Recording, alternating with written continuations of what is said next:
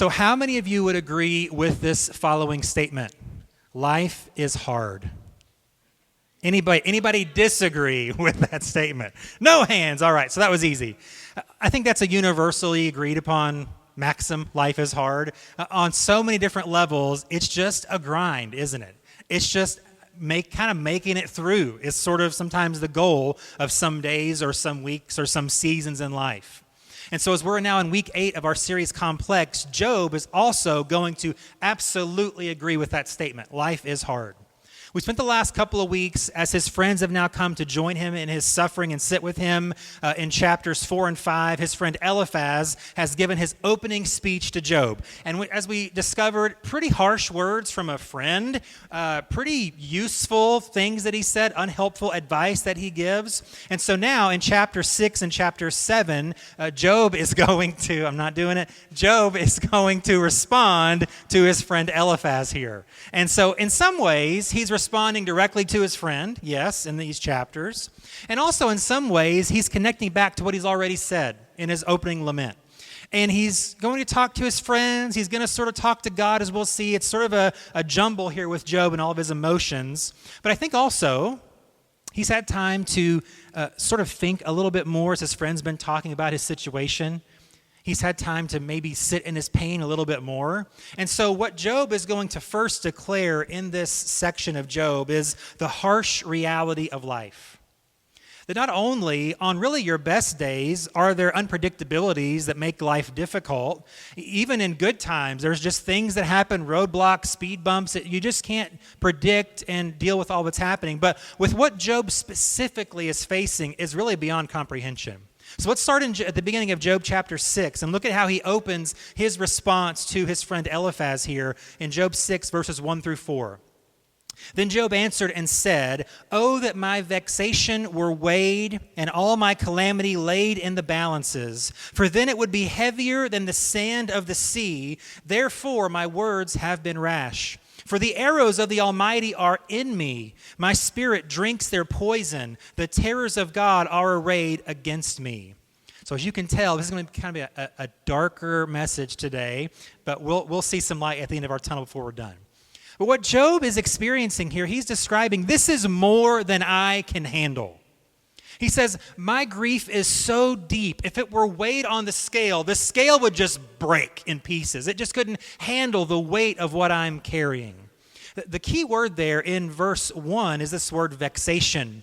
And it's this Hebrew word kahas, and this simply means anger, frustration, grief, kind of mixed with worry. You sort of bite your lip and pace back and forth because something's really heavy on your mind, or you're sitting around just constantly putting things in your mind over and over about what might happen, or what has happened, or what should have happened, or why didn't that happen. It's all this sort of bubbling emotion going through Job here.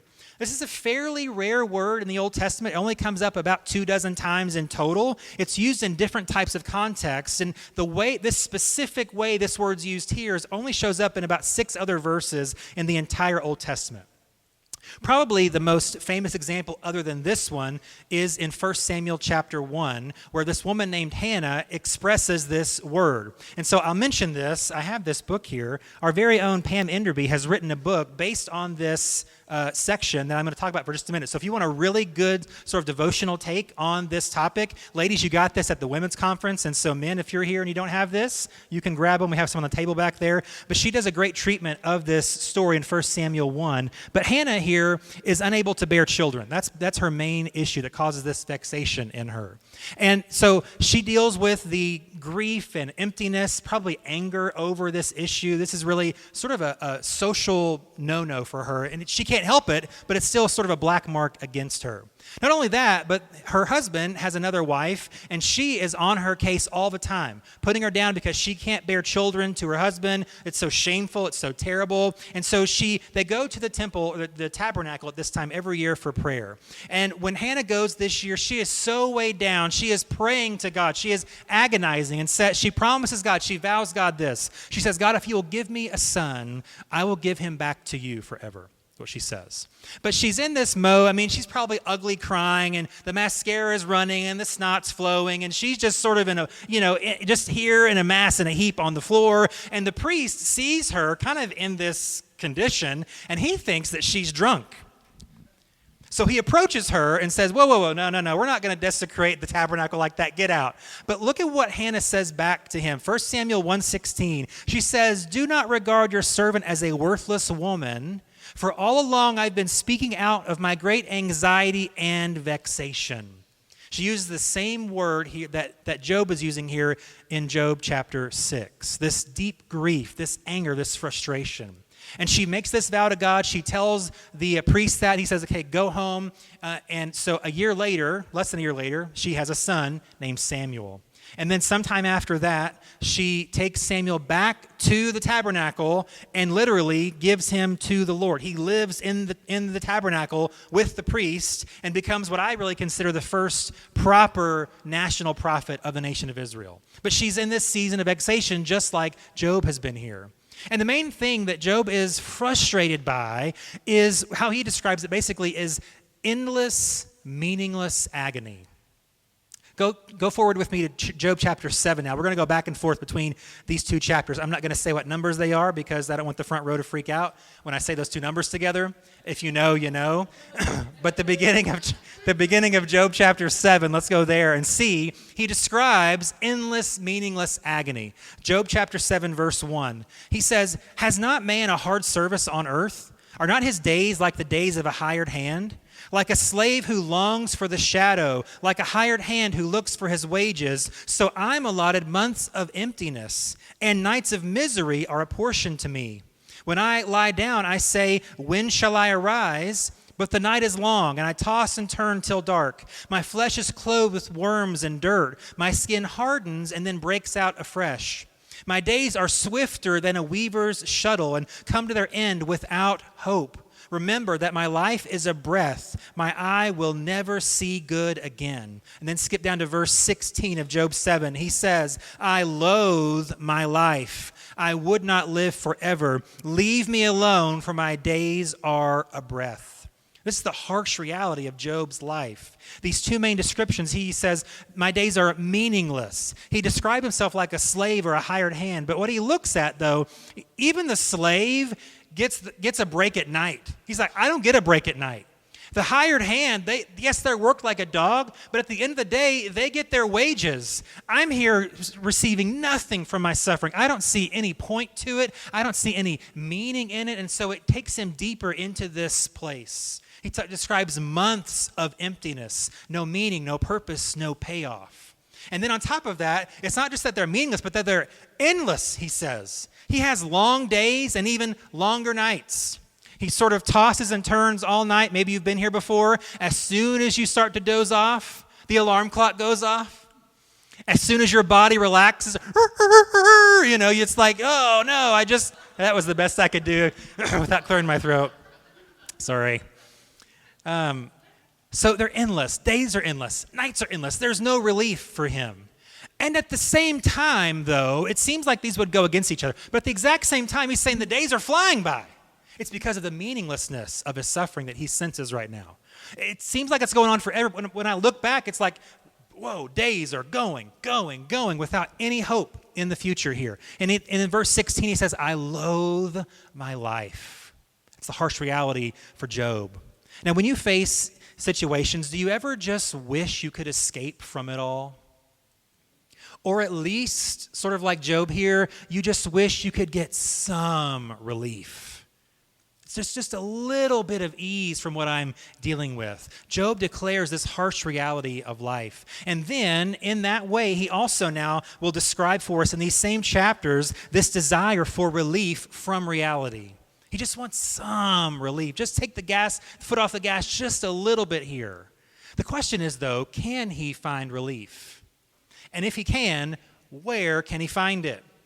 And so we'll spend the next few minutes looking here at a few places in these chapters here in Job where he tries to, maybe he hopes he can, find some relief from the reality, the harshness of reality that he is facing. And really the first place that he looks to try to find relief is in his friends. So I'm sure that a little over a week ago, he saw his friends coming over the horizon. And my guess is that Job was probably like, oh, good, friends. Oh, good, people who get me. People who can encourage me. People who can, maybe they don't have great words of wisdom, but they can just maybe be with me. They can feel what I'm feeling. A friendly face is all I need right now. But even before the second and third friend have said anything, one of the three friends have spoken, Job already realizes that ain't going to happen. They are not going to help me find any relief at all. In fact, they're going to compound the stress that I'm under. They're going to make me feel worse than I already did. And so back in Job 6, he's going to express his great disappointment in his friends. He's going to really let them have it here in some ways, and it's going to get even more intense as their conversation continues in the chapters to come. But back in Job 6, verse 14, he makes this broad statement. He says, "He who withholds kindness from a friend forsakes the fear of the Almighty." If you remember way back in Job, the very first verse of the first chapter of Job, one of the descriptions of Job was that he was a man who feared God. But now that his friends show up, even though he's known by that, even when later in chapter 1 and chapter 2, God describes Job as someone who fears him. His friends come along and they just know more.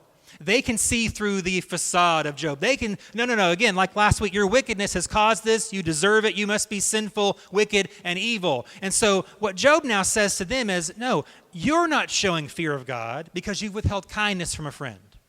The Hebrew word he uses here in this verse, the word kindness is the word chesed, and it's this Hebrew word that means faithfulness and loyalty, and really in this context, a little added dose of pity involved here as well.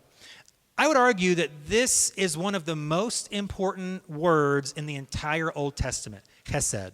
This theme runs throughout so much of the Old Testament. It is a major theme. In fact, one of the first series that I ever preached at this church back 11, 12 years ago through the book of Ruth, this is the key theme of this story and this book. And so quickly, to show you how important that is and how Job is not receiving that. So Ruth is this woman from Moab. She's not an Israelite, but she's married into an Israelite family through a time of famine in her home country of Moab. So her father-in-law dies. Her husband and brother-in-law both die. And so now there is their mother-in-law and her sister-in-law, and they're there together, and they have no hope. That they can't just go out and do a small business. They can't fend for themselves. In this culture, women are completely reliant upon the men in their lives for survival. And so her mother-in-law, Naomi, hears that the famine in Israel is now over. She's going to move back home and maybe start a new life. But now Ruth and her sister-in-law have this decision to make. What are they going to do? Are they going to stay behind at home as widows in their country? And so Ruth decides to show chesed to her mother-in-law, Naomi. She decides, I'm going to travel with you to a foreign country. So not only is she a woman, strike one, not only is she a widow, strike two, but she's a foreign widow woman. 3 strikes, she's out. And yet she goes with her mother-in-law, Naomi, anyway. Shows her this kindness, this extreme loyalty and faithfulness to her. And so then while she's there, she gleans in the fields. The Old Testament law gives provisions for foreigners in the country to be able to, on the corners of the fields, on the edges of the fields, to glean extra crops, basically to eke by a meager survival. And so she does that, but the owner of the field, Boaz, sees her. He's heard about her story that she's come with her mother-in-law, leaving everything behind. There's no hope for her. And so he shows her chesed and gives her more than she even needed, more than he was required to give her.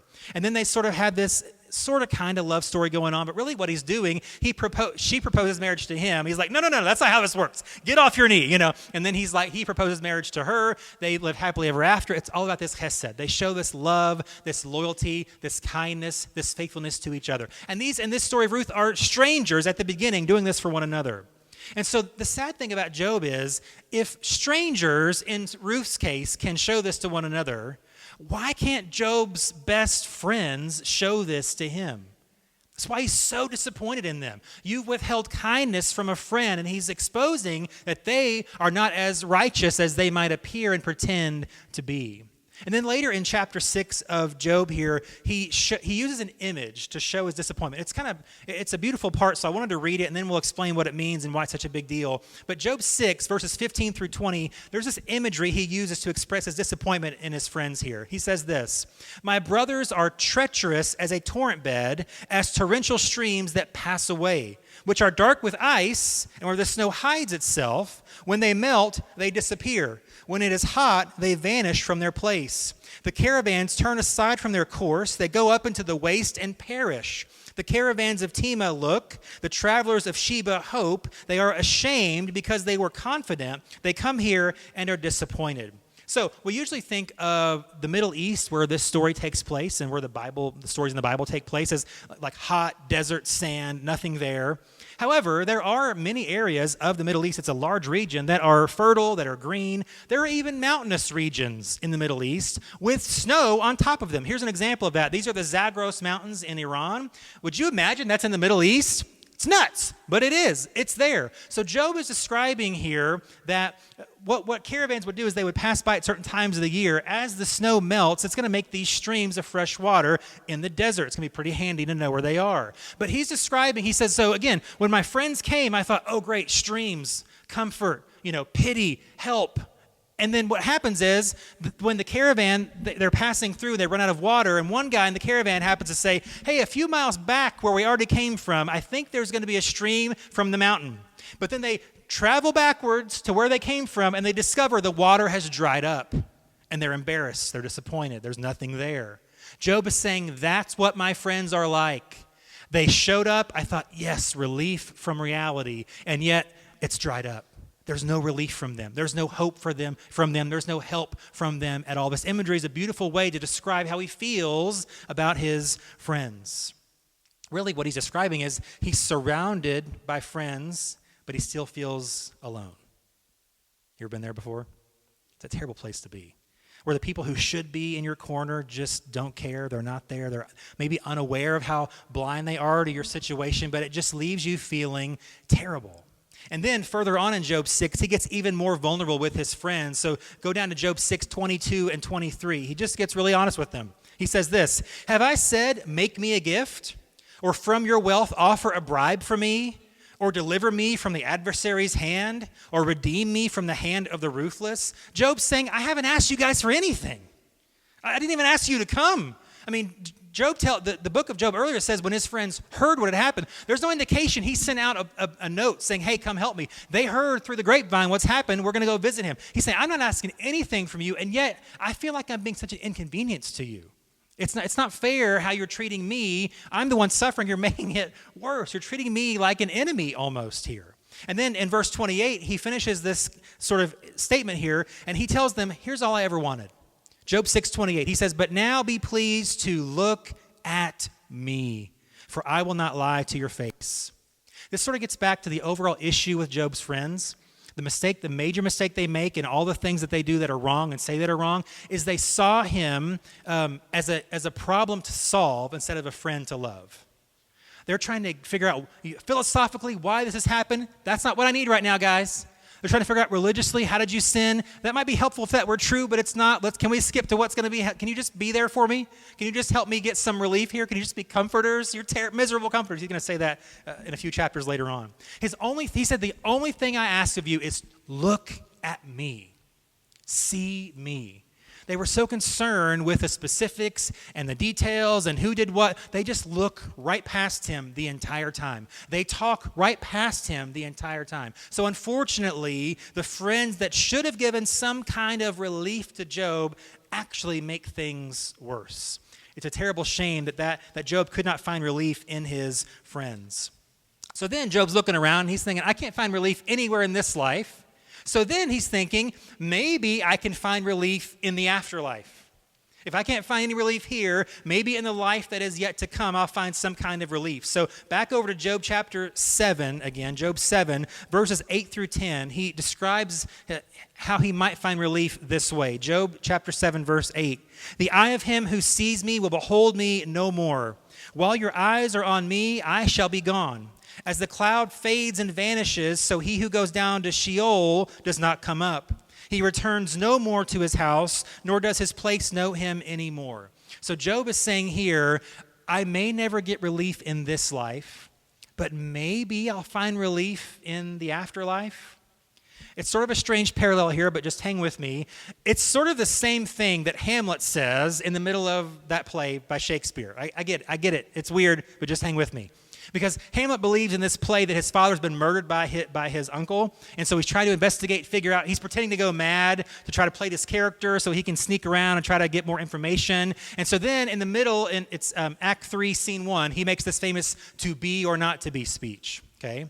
And it's sort of the same thing in I think a pretty major way that Job is dealing with here. So I wanted to read just a section beyond what we know here, but an important section from that scene to kind of build the tension here that Job is going through this same thing. So here's what Hamlet says in Act 3, Scene 1. He says, "To die, to sleep, no more.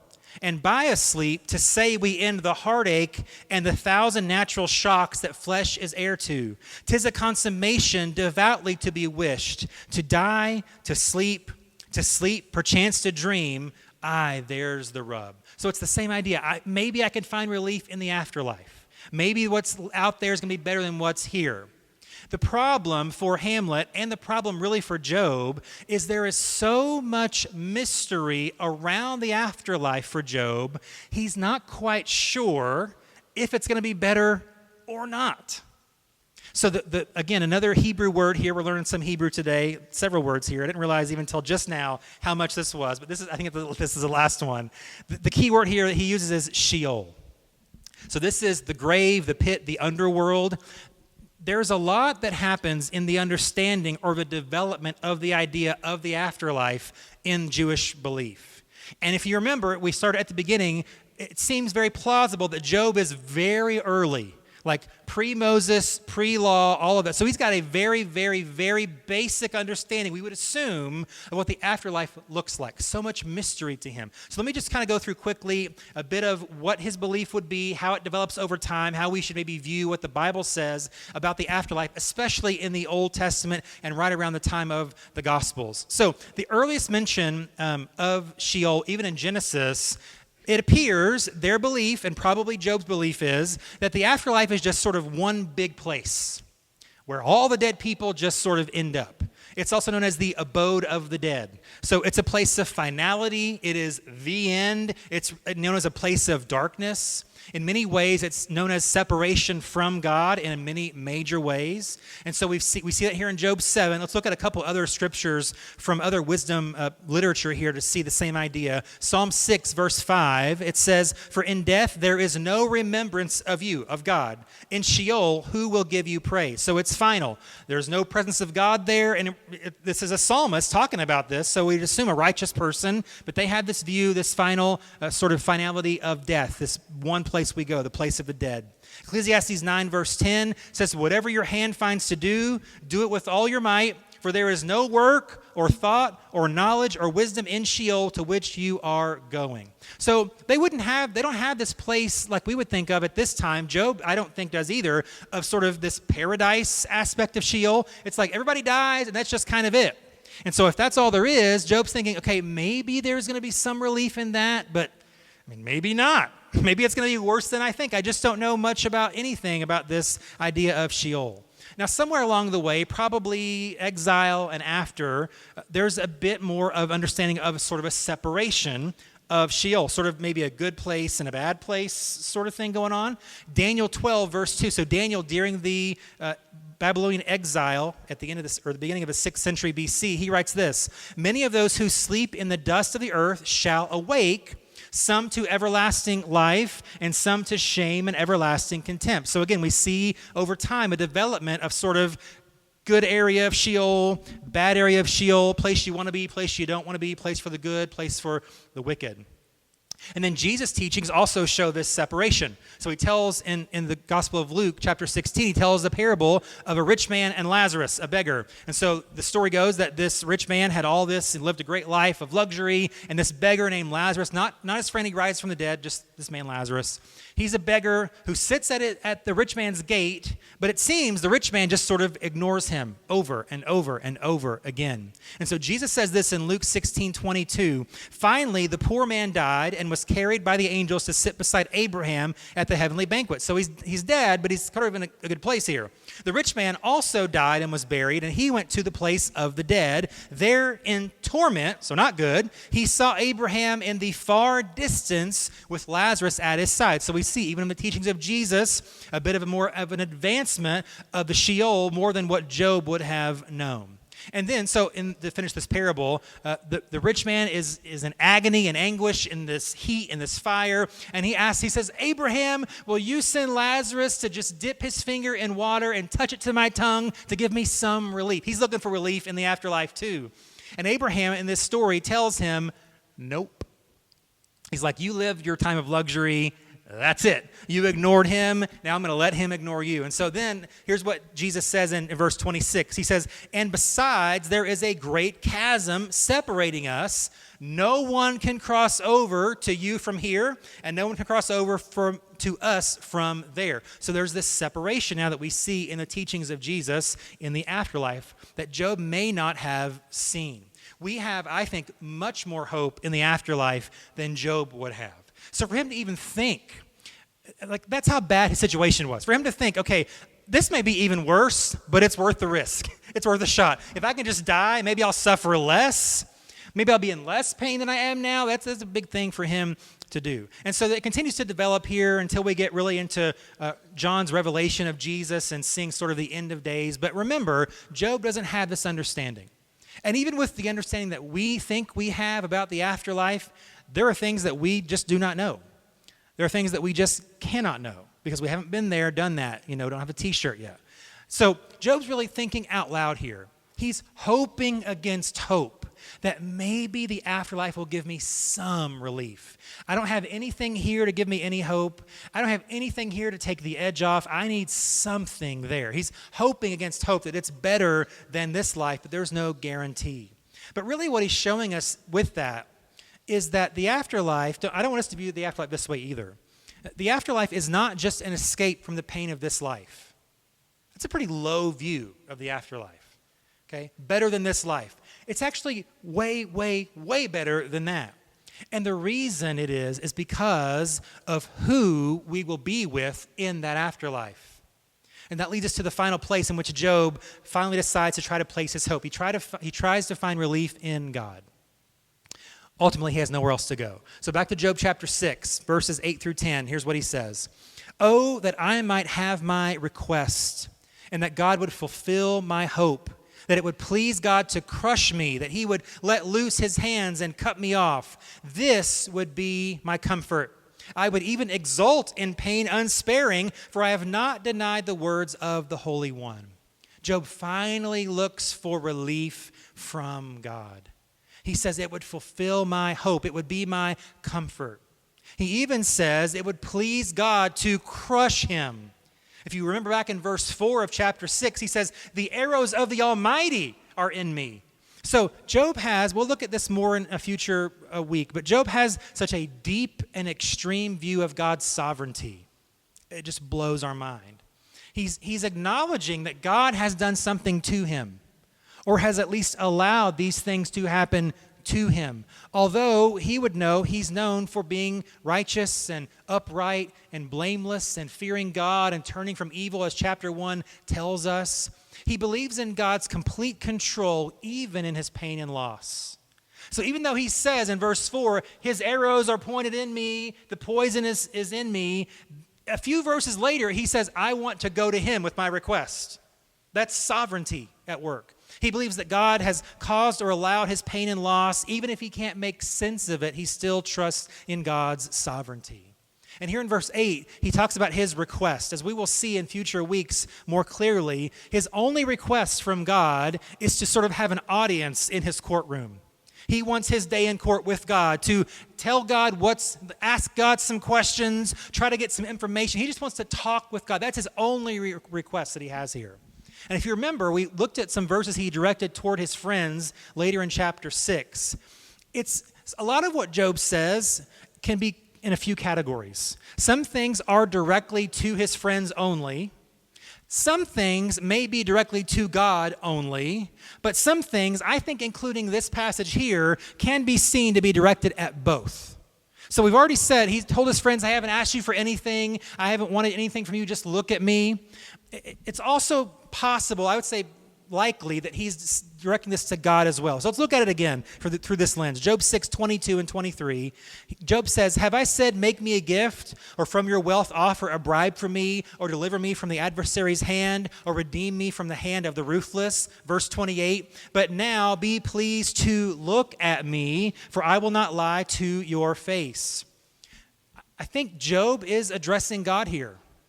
He's saying, I'm not asking anything from you except an audience with you. I don't want anything from you except for you to look at me. Job is crying out in this anguish to God, and he's just saying, God, see me. Will you look upon me? Will you look at me? And you know what's interesting about this? God is not offended by that at all. In fact, playing the long game, I would argue that is a major reason Jesus entered human history. People are saying, look at me, and God's saying, I will send myself to you. So what is Jesus' response to this cry from Job in Job chapter 6, well over 1,000 years earlier? Here's what it is, Matthew 11, 28 and 30. Jesus says, come to me, all who labor and are heavy laden, and I will give you rest. Take my yoke upon you and learn from me, for I am gentle and lowly in heart, and you will find rest for your souls. For my yoke is easy and my burden is light. What is the response of Jesus to our cry, look at me? His response is, come to me. Are you tired? Jesus says, come to me. Are you weary? Jesus says, come to me. Do you feel invisible and unseen? Jesus says, come to me. Do you need rest? Jesus says, come to me. Are you looking for relief from this present reality? Jesus says, come to me. So the ancient Jews would pilgrimage to Jerusalem 3 times a year in their culture for 3 major feasts. And it was Passover, Pentecost, and then the Feast of Booths or Tabernacles. So there's a section of the Psalms, that's Psalms 120 through 134. They're known as the Songs of Ascent. This is sort of their playlist that they would sing and recite on their way up to Jerusalem. We actually did a series on some of these Psalms 4 or 5 years ago called Pilgrim Songs. The journey to Jerusalem for these travelers was very dangerous. There's natural elements involved. There's cliffs and mountains. There's storms. There's extreme heat. There's wild animals that could attack them on the road. There's other dangers like bands of thieves were known to, hey, we know there's people traveling to Jerusalem. We're going to be ready for them to rob them on their way. So the people would sing these psalms in faith that God would protect them and preserve them and provide for them as they journey toward Jerusalem. Now, these Psalms predate Job by hundreds of years, if we have our timeline correct, but his desire that he expresses in chapter 6 and chapter 7 to find relief in God parallels this idea behind these songs of ascent. And so to close our time together today, what I want to do is read over us today Psalm 121. It's the second of these songs of ascent. And so what I want us to do is kind of receive this today and declare this along with Job as God is our confidence. We can find relief in him, our hope in him, and only in him. So here's Psalm 121 as we begin to close it and wrap it up today. I lift up my eyes to the hills. Where does my help come from? My help comes from the Lord who made heaven and earth. He will not let your foot be moved. He who keeps you will not slumber. Behold, he who keeps Israel will neither slumber nor sleep. The Lord is your keeper. The Lord is your shade on your right hand. The sun shall not strike you by day, nor the moon by night. The Lord will keep you from all evil. He will keep your life.